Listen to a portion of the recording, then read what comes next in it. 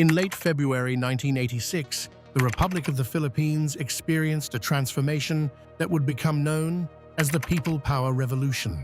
What began as disputed presidential election results evolved into mass demonstrations that brought millions into the streets of Manila and ultimately forced President Ferdinand Marcos into exile after more than 20 years of authoritarian rule. The revolution occurred with minimal bloodshed, a rarity in transitions from dictatorship, and installed Corazon Aquino as the first female president in Philippine history and Asia's first female head of state. The events of those February days represented the culmination of growing opposition to the Marcos regime that had intensified following the assassination of opposition leader Benigno Aquino Jr. in August 1983. The assassination transformed what had been scattered resistance into broad-based movement demanding political change. When Marcos attempted to legitimize his continued rule through a presidential election in February 1986, the blatant fraud of that exercise combined with military defections and popular mobilization to produce circumstances where his position became untenable. The Philippine Revolution demonstrated that non-violent mass protest could achieve regime change when key institutions, particularly the military, withdrew their support from the existing government. It showed that even entrenched dictatorships supported by powerful external patrons could fall when they lost legitimacy both domestically and internationally. And it established a model of people power that would inspire democratic movements in other authoritarian states throughout Asia and beyond. Ferdinand Marcos first won the Philippine presidency in 1965 through legitimate democratic election. The Philippines at that time operated as a democracy, albeit one dominated by elite families and characterized by corruption and political violence. Marcos, a World War II veteran whose claims of heroism were later disputed, presented himself as a reformer who would modernize the country and address widespread poverty. His first term saw some economic growth and infrastructure development, but Marcos also demonstrated authoritarian tendencies and accumulated power beyond constitutional limits. When the 1935 Philippine Constitution restricted presidents to 2 terms, Marcos faced the prospect of leaving office in 1973. He chose instead to maintain power through emergency measures. On September 21, 1972, Marcos declared martial law, citing threats from communist insurgency and Muslim separatist movements. He suspended the constitution, dissolved Congress, shut down media outlets, and arrested political opponents. What he characterized as temporary emergency measures to restore order became permanent features of authoritarian rule that would last 14 years. Martial law allowed Marcos to consolidate power systematically. He controlled the courts, the military, and all major institutions. He rewarded loyalty with positions and wealth, while punishing opposition with detention, exile, or worse. His wife Imelda became increasingly influential, holding official positions and exercising power alongside her husband. Together, they accumulated vast personal wealth through corruption, while the Philippine economy stagnated and poverty deepened. The regime maintained power through combination of repression and patronage. The military and police, rewarded with positions and opportunities for graft, enforced martial law and suppressed dissent. Political allies received government contracts and monopolies. Critics faced arrest, torture, or assassination. Human rights organizations documented thousands of extrajudicial killings, disappearances, and cases of torture during martial law. The United States, which maintained major military bases in the Philippines and viewed the country as an important Cold War ally, supported Marcos despite his authoritarian rule. American officials prioritized strategic interests over democratic principles. Marcos understood this calculation and used it effectively, presenting himself as bulwark against communism while suppressing not just communist insurgents but any opposition to his regime. The Philippine economy, which had grown modestly in the early Marcos years, began deteriorating in the late 1970s and early 1980s. Corruption diverted resources from productive investment to personal enrichment of the Marcos family and their associates. Government monopolies created by Marcos allies strangled competition and innovation. Foreign debt accumulated rapidly as the regime borrowed to finance projects that often served political rather than economic purposes. By the early 1980s, economic problems became severe.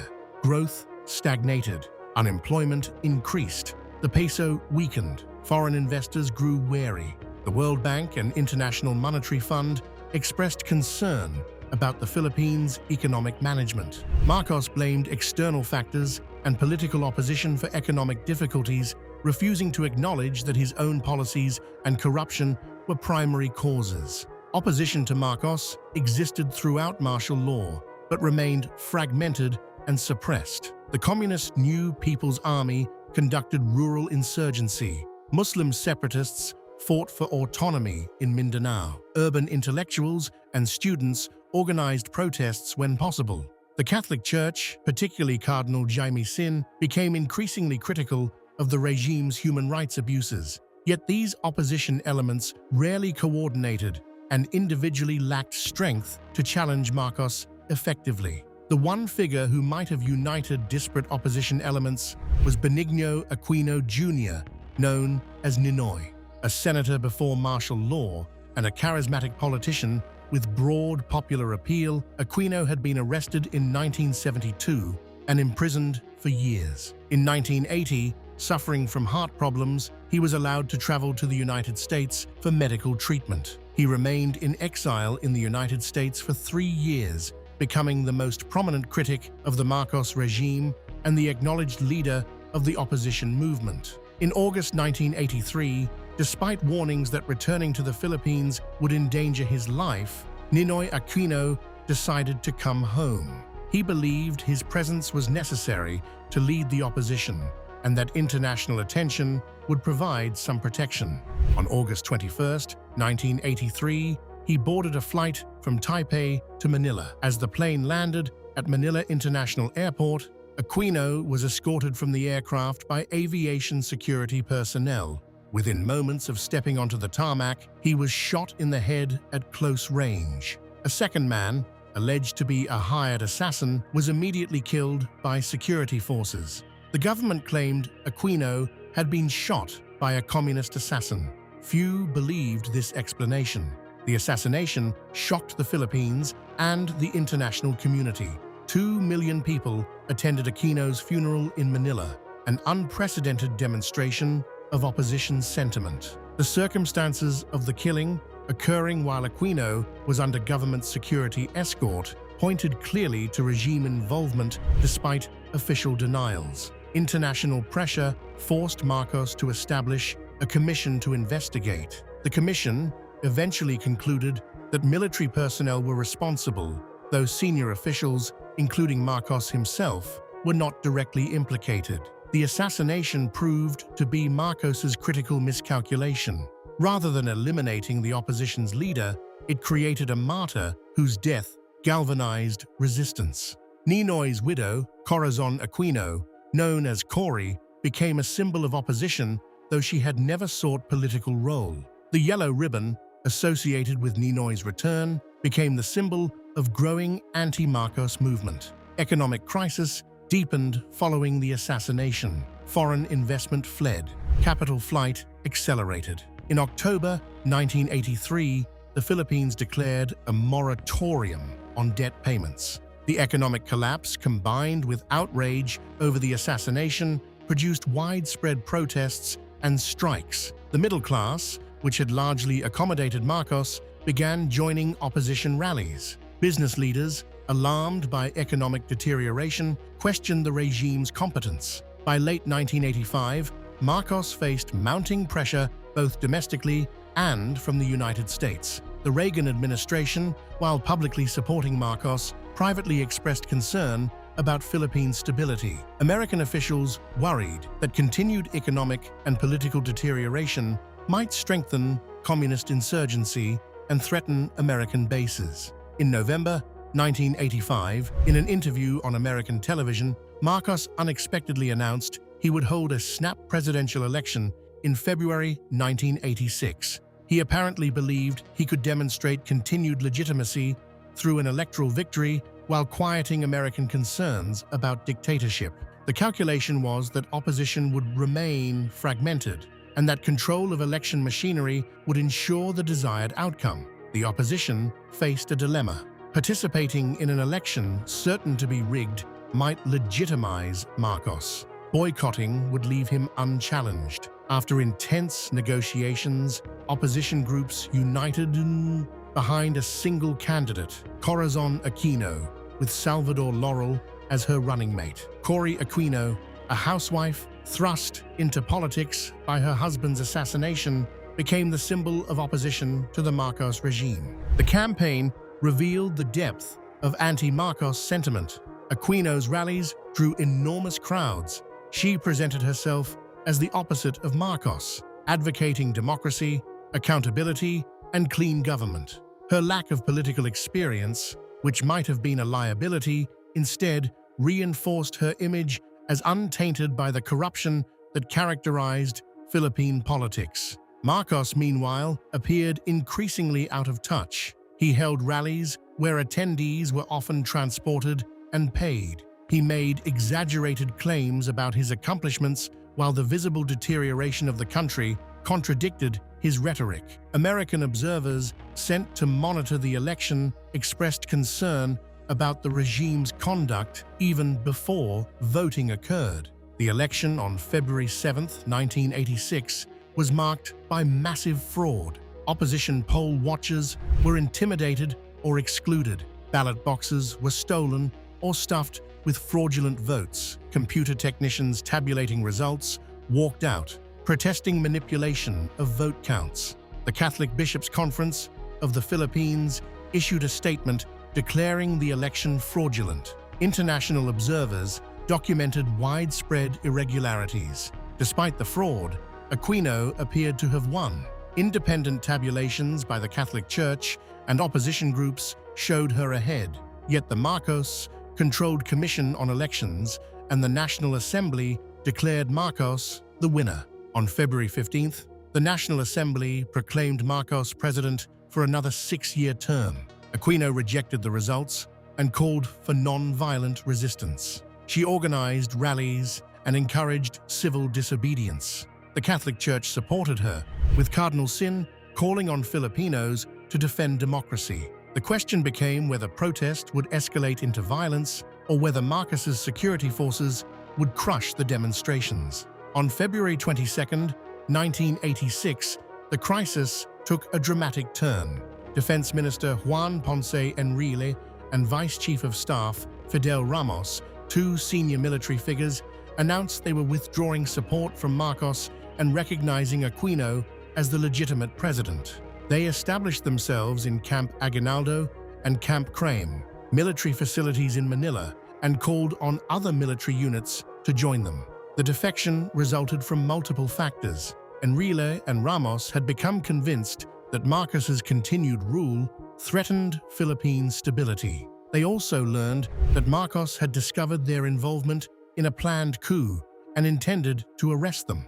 Their announcement was partly a defensive move to preempt arrest. Cardinal Sin immediately went on Radio Veritas, the Catholic station, calling on Filipinos to go to EDSA, the highway where the camps were located, to protect the defecting soldiers from potential attack by forces loyal to Marcos. Within hours, thousands of civilians began gathering along EDSA. By the next morning, the crowds numbered in the hundreds of thousands. What followed was unprecedented. Civilians, many holding rosaries and flowers, formed human barriers between the rebel camps and military units that Marcos ordered to attack. Nuns knelt in prayer before tanks. People offered food and water to soldiers. The atmosphere was both tense and celebratory, fearful and hopeful. Marcos ordered loyal units to disperse the crowds and arrest the defectors. But commanders found themselves unable or unwilling to follow orders. Soldiers refused to fire on civilians. Some units defected to the opposition, others simply withdrew. The spectacle of millions of ordinary Filipinos risking their lives to defend democracy made use of force politically impossible. For 4 days, February 22nd to 25th, the standoff continued. More military units defected. More civilians joined the protests. International media broadcast images of people power confronting military might. The United States, through Senator Paul Laxalt sent to deliver a message, advised Marcos to step down peacefully. On February 25, 1986, both Marcos and Aquino held inaugural ceremonies, each claiming the presidency. But Marcos's support had evaporated. The military had largely defected. The crowds on EDSA numbered in the millions. The United States had withdrawn support. Late that evening, Marcos agreed to leave the Philippines. American helicopters transported Marcos, his family, and close associates from Malacañang Palace to Clark Air Base. From there, American aircraft flew them to Hawaii. Marcos would spend his remaining years in exile, still claiming to be the legitimate president. His appeals to return ignored. He died in Honolulu in 1989. When crowds entered Malacañang Palace after Marcos's departure, they discovered evidence of the regime's excess. Imelda's famous shoe collection, numbering more than 1,000 pairs, jewelry and artwork acquired through corruption, documents showing the extent of wealth accumulated while the country struggled. The palace became a museum of dictatorship's decadence. Corazon Aquino was sworn in as president. She faced enormous challenges. The economy was in ruins. The communist insurgency continued. The military remained divided. Democratic institutions had atrophied during martial law. Yet she had legitimacy that Marcos lacked and popular support that gave her government initial strength. The Philippine People Power Revolution of 1986 demonstrated that nonviolent mass protest could achieve regime change when several conditions aligned. The opposition united behind a single figure with moral authority. The military withdrew support from the existing government. International pressure, particularly from the United States, made continuation of the dictatorship untenable, and millions of ordinary citizens risked personal safety to defend democratic principles. The revolution showed that even entrenched authoritarian regimes, supported by superpower patrons, could fall when they lost legitimacy. Marcos had ruled for 2 decades with American backing. He controlled the military and security services. He possessed vast resources accumulated through corruption. Yet none of this proved sufficient when broad segments of Philippine society, including the military, concluded his rule was illegitimate and his continuation threatened the country.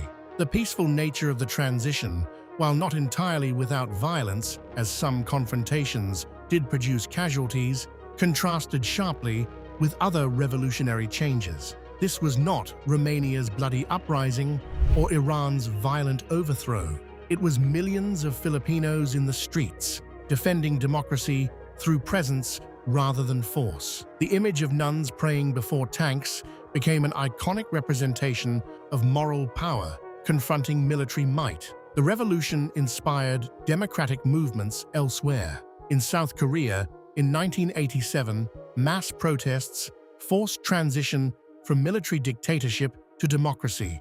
In Taiwan, the movement toward democratization accelerated. Across Asia and beyond, activists studied the Philippine experience, learning that people power could succeed under the right circumstances. Yet the revolution's aftermath also revealed the limits of regime change without deeper structural transformation. Aquino restored democracy and protected civil liberties, but the economic elite that had dominated Philippine politics before Marcos returned to power. Land reform, a central issue for rural poor, was not seriously addressed. The military, which had defected to save democracy, retained significant political influence. The communist insurgency continued, fueled by persistent poverty and inequality. The Philippines experienced coups and coup attempts in years following people power.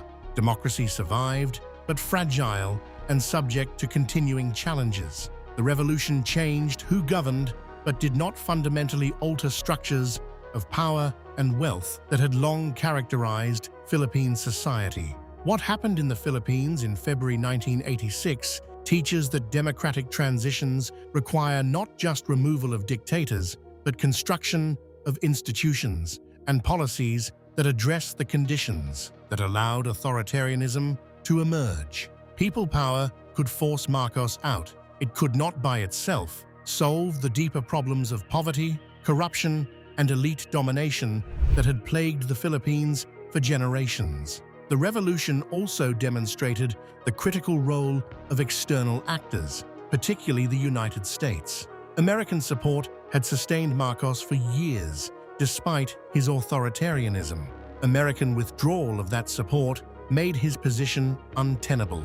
This illustrated that superpower patrons can both enable dictatorships and help end them, depending on calculations of interest and pressure from domestic constituencies concerned with human rights and democratic values. For Filipinos, the People Power Revolution remains a moment of national pride, an example of their courage and commitment to democracy. The anniversary is celebrated annually. EDSA has become a symbol, yet the challenges the revolution was meant to address, poverty, corruption, weak institutions, persist decades later. The revolution succeeded in changing the government. Whether it succeeded in transforming the country remains an open question. The peaceful overthrow of Ferdinand Marcos demonstrated that authoritarian rule, however entrenched, remains vulnerable when it loses legitimacy across key institutions and among the population. It showed that non-violent mass protest can succeed when opposition unites, when security forces refuse to use violence against their own people, and when international pressure supports democratic change. These lessons remain relevant wherever people confront authoritarian power and must calculate whether moral clarity and popular mobilization can overcome the instruments of state control.